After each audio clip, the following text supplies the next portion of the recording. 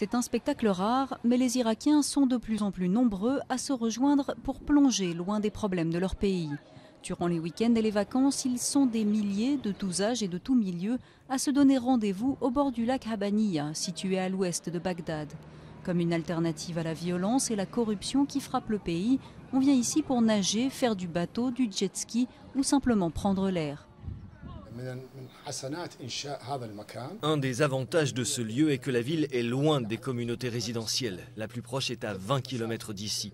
Donc Habaniya Tourism City est un lieu privé et il n'appartient pas à une secte particulière. Ouverte en 1979, la station balnéaire a subi quelques transformations après la Seconde Guerre du Golfe pour redevenir l'un des lieux de villégiature favoris des Irakiens. La seule issue pour nous, c'est Habaniya. Nous pouvons nous détendre ici, comme si on était hors d'Irak. Il n'y a pas de bombardement, pas de politique, donc on peut se détendre. Nos vies sont pleines de politiques, de difficultés et d'assassinats à cause de la situation sécuritaire en Irak.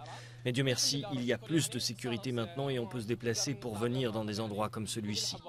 Une évasion qui va plus loin qu'un simple tour en jet ski ou un pique-nique en famille.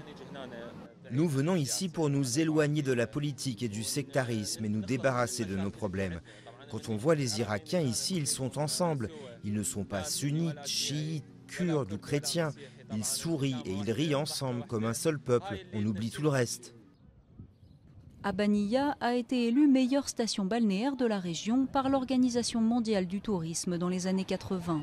Au bord du lac, les responsables poursuivent leurs efforts pour rendre au lieu sa gloire d'antan.